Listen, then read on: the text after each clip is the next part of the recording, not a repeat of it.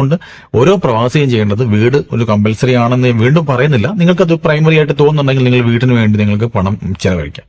അത് കഴിഞ്ഞാൽ നിങ്ങളുടെ റിട്ടയർമെന്റ് സ്വന്തം കാര്യം നോക്കുക എന്നുള്ള ഏറ്റവും പ്രൈമറി ആയിട്ടുള്ള കാര്യം ചെയ്യുക.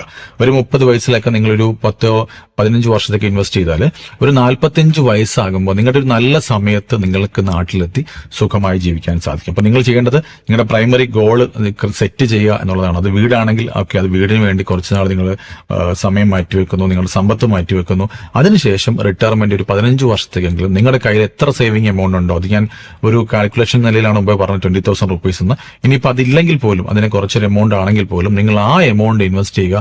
അത് ലോങ് ടൈമിലേക്ക് ഗ്രോ ആവും. അതിനുശേഷം നിങ്ങൾക്ക് അതിന് നിങ്ങളുടെ പാസീവ് ഇൻകം വിഡ്രോ ചെയ്യാനും വളരെ ഈസി ആയിട്ട് സന്തോഷമായിട്ട് നിങ്ങൾക്ക് നാട്ടിൽ ജീവിക്കാനും സാധിക്കും.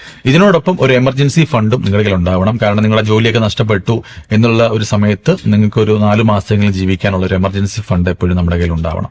അപ്പൊ ഈ കാര്യങ്ങളൊക്കെ നിങ്ങൾക്ക് ചെയ്യാൻ സാധിക്കുമെങ്കിൽ നമ്മുടെ മുമ്പ് പല പ്രവാസികളും നമുക്കറിയാം, നാട്ടിലേക്ക് പോകുന്നു, തിരിച്ചു വരാൻ വീണ്ടും വിസ എടുക്കാൻ ശ്രമിക്കുന്നു. അങ്ങനെയൊന്നും ആവാതെ ഒരു 30 വയസ്സിൽ എങ്കിലും ഇൻവെസ്റ്റ്മെന്റ് സ്റ്റാർട്ട് ചെയ്ത് ഒരു 45 വയസ്സിൽ സുഖമായിട്ട് നാട്ടിലെത്തി ജീവിക്കാൻ കഴിയുന്ന രീതിയിൽ ഓരോ മലയാളി പ്രവാസികളുടെയും മൈൻഡ് സെറ്റ് മാറണം. അങ്ങനെ മാറിയാൽ മാത്രമേ പ്രവാസം എന്ന് പറഞ്ഞ ഒരു ദുരിതമാവാതെ ഒരു സന്തോഷമുള്ള ഒരു കാര്യമാക്കി എടുക്കാൻ നമ്മളെ കൊണ്ട് സാധിക്കും. അതുകൊണ്ട് എപ്പോഴും നാട്ടിലേക്ക് പോകണം, അല്ലെങ്കിൽ നാട്ടിൽ പോയാൽ എങ്ങനെയാണ് എനിക്ക് ജീവിക്കാൻ കഴിയുമോ എന്നുള്ള ചോദ്യത്തിന് ഉത്തരം ഇത് മാത്രമാണ്.